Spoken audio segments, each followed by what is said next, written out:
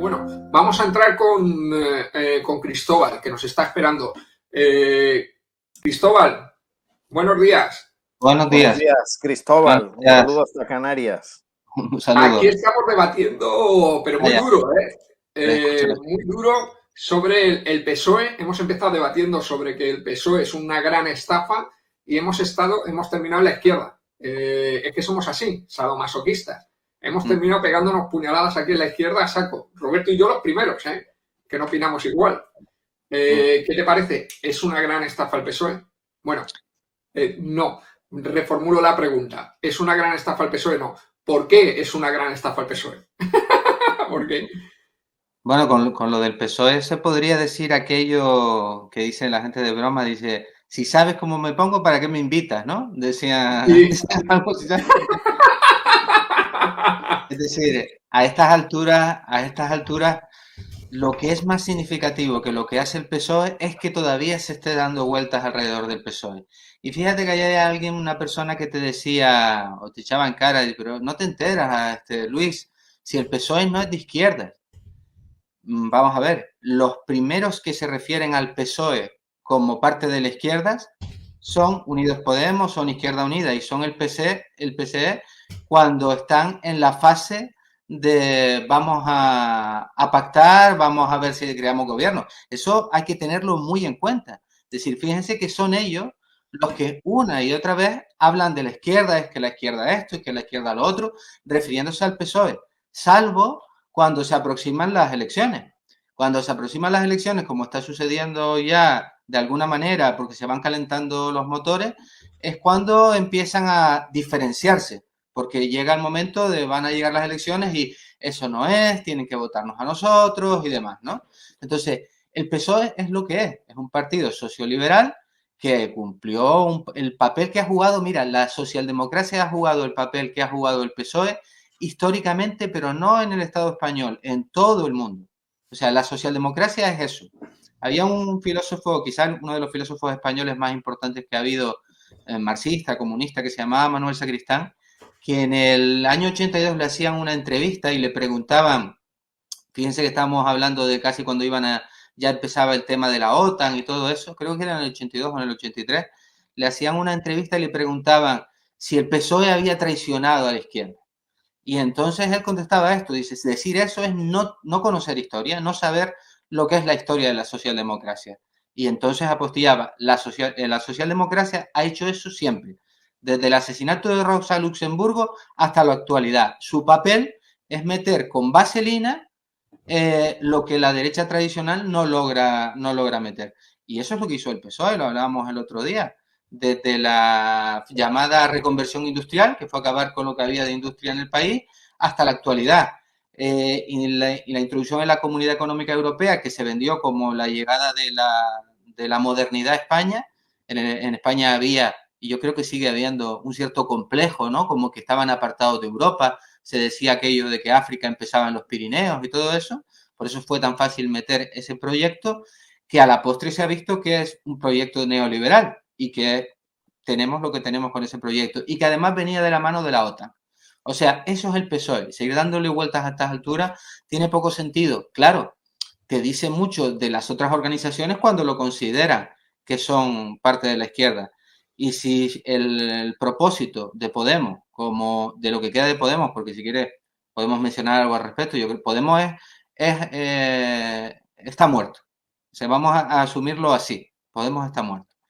Pero si el propósito de Podemos o de Izquierda Unida es gobernar con el PSOE, no hace falta ser muy inteligente si no te engañas para saber que al final lo que sucede es esto que estamos viendo. Alguien decía ahí, Cristóbal va a terminar de dar leña al mono. Otro pequeño apunte. Dale, dale, dale, dale. No, pero si es que no tiene mucho sentido. Fíjate que a veces no lo de Rosario, que tiene gracia, ¿no? Sino muchas personas que nos dicen, como te estaban diciendo ahora a ti hace un momento, es que lo que divide a la izquierda, vamos a seguir dividiendo a la izquierda, la culpa de lo que pasa es de ustedes que hacen crítica, como dices tú, eso, muchas gracias, ¿no? O sea, que tenemos capacidad para modificar el voto a nivel estatal, no. Lo que lleva a la situación en la que estamos y la situación en la que estamos es que va a haber un cambio de ciclo y seguramente que van a gobernar el PP y Vox, no son los críticos, ni siquiera son los medios de comunicación del sistema con los que ahora está batallando Pablo Iglesias en la base, diciendo es que los medios, esto. No, no, no, no. Son las propias políticas, es la propia falta de proyecto alternativo lo que acaba agotando las promesas de estas organizaciones. En el caso de Podemos, pues eso, es decir, son ellos mismos los que han llegado al punto en el que están, que es de destruir. Y hay muchas personas que venían diciendo, y nosotros en la revista lo veníamos diciendo, los que tienen experiencia y son mayores más, que Podemos iba a acabar así, porque no era ni siquiera una organización propiamente dicha, sino una amalgama de grupos reunidos al calor del interés de llegar a las instituciones. Cuando los vientos vienen favorables y hay un gran resultado electoral, todos son amigos. Pablo Iglesias, Teresa Rodríguez, Yolanda, todos amigos porque hay para todos en la tarta. Cuando la cosa se empieza a desmoronar, se ve esto que se está viendo ahora, que es una absoluta descomposición.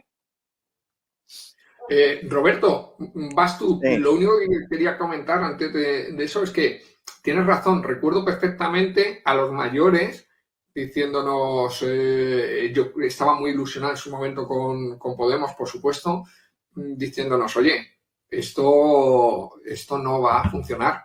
Y de alguna forma, esa arrogancia que nos da muchas veces la edad, por desgracia, era de, nada, esto seguro que sí que va a funcionar, ¿por qué no? Esto es nuevo, esto de verdad es auténtico, ¿no? Y fíjate, toda la razón, ¿no? El tiempo ha ido pasando y nos lo dijeron claramente, esto no va a funcionar. Roberto.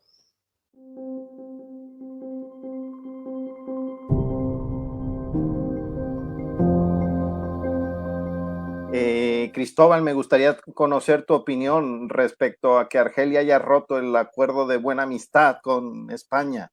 ¿Qué te parece? Significativo de lo difíciles que se van a poner las cosas en el Estado español. Ayer a última hora añadíamos esa noticia en Canarias Semanal y fíjate las implicaciones que tiene todo lo que está sucediendo. El otro día lo apuntábamos, solo ligeramente, todo lo que está sucediendo en el norte de África, que tiene que ver con la gran implicación del Estado español con la OTAN, que tiene que ver con la geopolítica mundial y el enfrentamiento entre bloques, todo está totalmente relacionado. Porque Pedro Sánchez entrega definitivamente el Sáhara. Yo creo que España o los gobiernos españoles ya lo habían entregado de facto, pero bueno, definitivamente dice, me sitúo al lado de Marruecos y entrega el Sáhara a la dictadura alauita. Y no lo hace por casualidad, lo hace en el medio, en un contexto en el que está respondiendo a las exigencias de los Estados Unidos. Porque en África se está jugando una batalla importante. El otro día lo hablábamos cuando hablábamos de la intención de la OTAN de poner una base militar en Canarias para el control de África. En África se juega una gran batalla porque tiene una penetración de China tremenda. Si nosotros vemos un mapa con las importaciones y exportaciones de África, China está totalmente, ha copado África. Luego tenemos a Rusia, que está teniendo ya su influencia desde el punto de vista militar, y para Estados Unidos es fundamental controlar África. Para controlar África necesita amarrar al socio que es Marruecos. Y para amarrar al socio que es Marruecos hay que darle a Marruecos lo que quiere, que es el Sáhara. En ese juego entra el Estado español como Estado vasallo que es de Estados Unidos, le entrega a Marruecos, le entrega el Sáhara, y eso nos sitúa a los propios ciudadanos del Estado español en una situación súper complicada, porque creamos ahí un avispero en el que se enemista España con Argelia, que es un país fundamental, como todo el mundo sabe, no solo por los intercambios económicos, sino por algo tan básico como es la dependencia que tenemos del gas argelino. Es decir, algo fundamental para el propio desarrollo de la economía y para que todos vivamos en el Estado español. Y Argelia, obviamente, responde, se está acercando más a Italia, nunca le van a faltar clientes para vender su gas, y eso nos va situando en una situación súper compleja. Al mismo tiempo, la cosa se va calentando desde el punto de vista militar. En Marruecos se produce el desembarco de Israel, no sé si lo saben, que Israel está ya metido en Marruecos plenamente, el Mossad le está dando asesoramiento, le está dando armamento a cambio de concesiones petrolíferas, y por el otro lado, en Argelia, que tienen un tremendo ejército contra el que no podría Marruecos sin el apoyo de Estados Unidos y de Israel, anuncia que va a hacer maniobras militares dentro de no mucho tiempo con Rusia. Así que imagínate el avispero que se está formando en el norte de África, que como decíamos el otro día, afecta a Canarias, pero afecta a todo el Estado español. Ayer comentábamos aquí en la redacción de Canarias Semanal algo evidente, ¿no? Si la gente supiera por qué se hacen la guerra, nadie iría a la guerra. Y además lo que se haría sería acabar con los gobiernos que promueven esa guerra en beneficio o para garantizar los intereses de multinacionales, de las burguesías de cada país. Pero si la gente supiera realmente hasta qué punto el Estado español, el gobierno español, está poniendo en peligro a todos los ciudadanos del Estado, con esta implicación tan tremenda que está teniendo en la OTAN, que no es solo en Ucrania, sino que en el momento en que digamos, el escenario bélico se traslada a África, nos sitúa en esa situación, bueno, sería, desde luego, se produciría cuando menos una rebelión, si no una revolución, porque una revolución requiere organización y no la hay, pero por lo menos la gente reaccionaría, ¿no?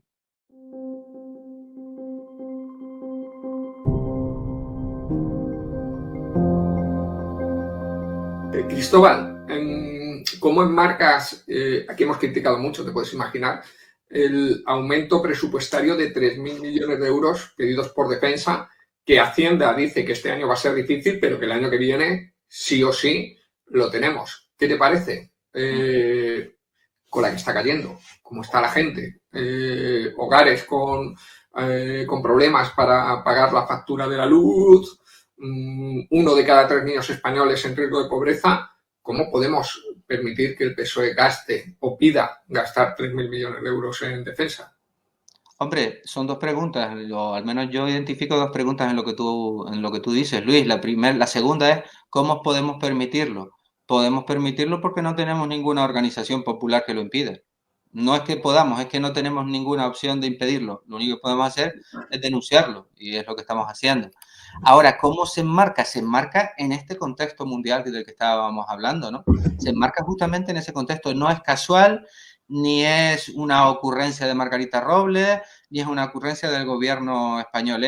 Forma parte de los compromisos, de aquellos compromisos que decía Enrique Santiago que había que respetar, de los compromisos de España con la OTAN.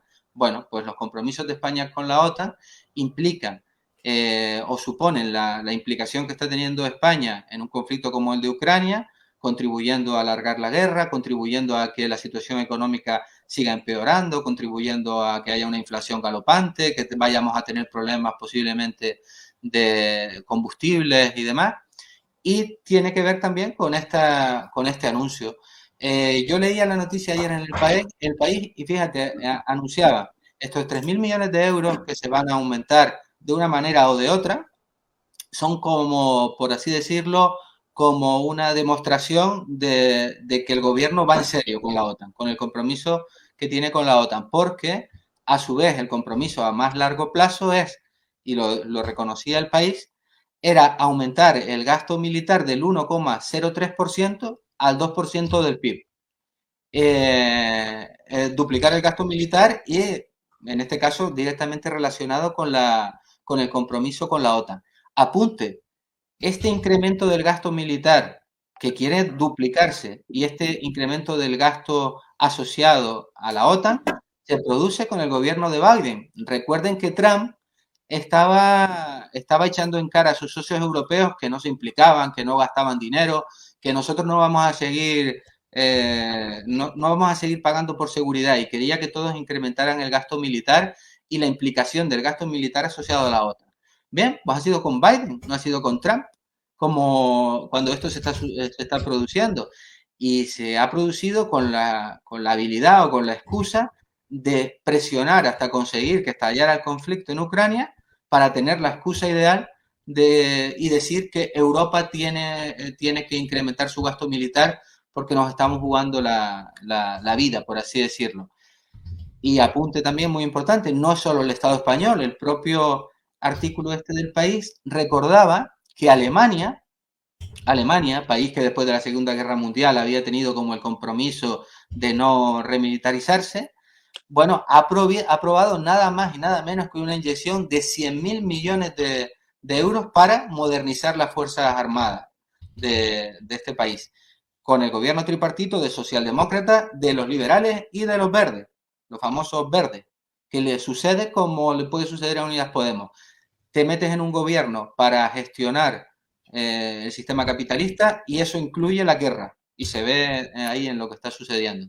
Entonces todo eso se enmarca en esa lucha geopolítica que se está dando, que va a ir a más, en la cual por un lado tenemos a Estados Unidos y tenemos a la Unión Europea y por el otro lado tenemos a China y a Rusia. Rusia es una gran potencia militar y China se está armando también.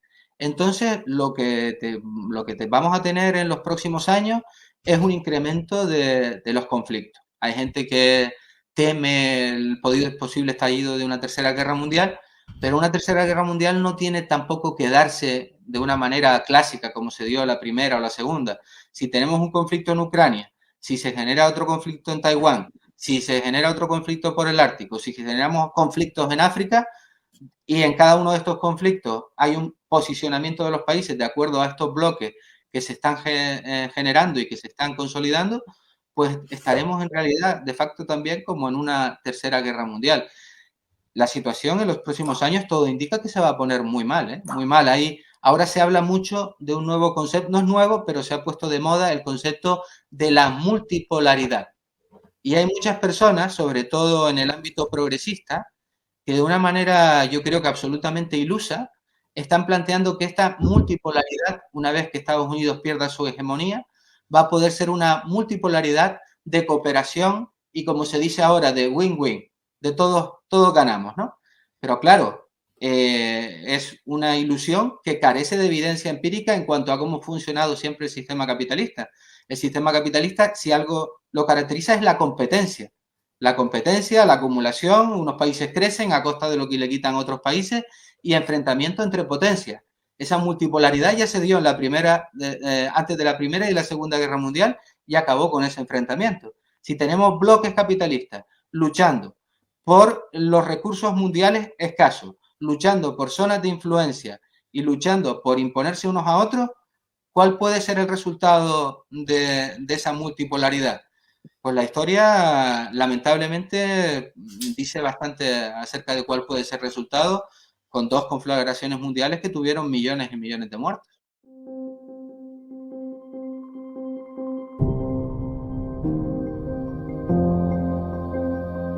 Le quería hacer una última pregunta a Cristóbal, ya que antes se generó, Luis, el debate de cuál es el líder que puede encauzar mejor la izquierda, y se hablaba de Chenique, de Rejón, hablábamos también de Pablo, ¿no? De Yolanda. Cristóbal, ¿en quién ves tú que los hombres y mujeres de izquierda podemos depositar nuestra confianza? ¿Quién es este líder que nos viene a salvar, entre comillas? ¿Hay alguno que... ¿Hay alguno? Bueno, ustedes más o menos, como ya hemos hablado un par de veces, se lo pueden imaginar cuál va a ser mi respuesta, ¿no? Sí. Primero, lo fundamental, y alguna de las personas que están escuchando este directo lo decía, lo fundamental es tener un proyecto de cambio, un proyecto de transformación. ¿Cuál es el proyecto de transformación de Podemos? ¿Cuál era el proyecto de transformación de Podemos? Si tuviéramos tiempo para analizarlo, cómo se iban haciendo promesas antes de llegar, promesas que uno sabía que no se iban a cumplir porque no había organización ni fuerza para cumplirlas, y cómo a medida que se acercaba la posibilidad de gobernar, el propio Pablo Iglesias iba echando en saco roto esas promesas. Decía, no hay que pagar la deuda externa. Luego decía, hombre, sí, hay que pagar la deuda externa porque no somos más realistas. Hay que controlar los salarios máximos. No se trata ya tanto de controlar los salarios máximos. Hay que nacionalizar. No, bueno, ya no vamos a nacionalizar. Decía cosas tales que quien sabe cómo funciona el mundo, y él lo sabe, sabía que estaba engañando a la gente cuando lo decía. En una entrevista que le daba a Jordi Évole, decía, No, es que hay que decirle a los ricos, hay que decirle como si fueran niños, que a los niños cuando les dice que tienen que irse a la cama y que la sopa te la tienes que comer, pues a los ricos hay que decirle, tienes que pagar más impuestos, porque es lo que toca. Ya sabemos lo que sucedió. Los ricos están organizados y Pablo Iglesias no tenía detrás a nadie para decir eso. Entonces, la cuestión es que Podemos, esa amalgama que nunca ha sido un partido, nunca tuvo un proyecto realmente de transformación, de cambio de la sociedad. Lo que hace falta es una organización que tenga un proyecto de transformar la sociedad, que tenga un proyecto de ofrecer una alternativa al sistema capitalista que tenemos y que esté organizado, ya lo comentamos otras veces, y que tenga una base social. Y entonces puede haber un líder que represente a esa base social y que represente a ese proyecto de cambio. Como no existe ese proyecto de cambio, no va, te lo comentaba el otro día, da igual que se imponga Yolanda, que se ponga Echenique o que se imponga Pablo Iglesias. El resultado va a ser el mismo que tenemos ahora. Y es curioso cómo la gente va asumiendo las excusas que le dan estos líderes y una excusa recurrente es la de, pero si solo tenían 35 diputados, ¿qué se podía hacer? Es que con 35 diputados no se podía hacer otra cosa. Bueno, lo de los 35 diputados lo sabía Pablo Iglesias cuando decidió entrar en el gobierno. Cuando decidió entrar en el gobierno lo hace, entre otras cosas, porque Podemos ya estaba de capa caída. Podemos estaba en una situación muy complicada que de no entrar en el gobierno podría haber entrado en esa situación en la que está ahora. Lo que hizo fue retrasar esa descomposición y entró para salvar su propia organización y para salvarse él. Y con esos 35 diputados él decía, vamos a conseguir esto, esto y esto. Y era la justificación del propio pacto de gobierno. O sea, no lo decimos nosotros. No es que nosotros le dijéramos, Pablo, tienes que hacer esto, lo otro y lo demás allá. No, lo decía él. Y lo decía sabiendo muy posiblemente que no podía hacerlo. Entonces, sinceramente, poco importa. Eso es como aquella fábula de los conejos que van a ser comidos por unos perros y mientras van a ser comidos empiezan a discutir, no son galgos, son podencos. Te digo yo que son galgos, que no que son podencos. Y mientras vas diciendo son galgos o son podencos, no te organizas, sigues con la esperanza de que esta gente pueda salvarnos. Y bueno, lo que toca ahora es un cambio de ciclo, olvídense. Lo más probable es que gobierne el PP y el PSOE. Digo, el PP bueno, con Vox. es lo mismo, El PP con Vox. Disculpen el lapsus lingüe. Al final es lo mismo. Oye, muchas gracias. Yo, Luis, me tengo que retirar, pero siempre es un placer escucharte, Cristóbal. Nos iluminas con tus argumentos.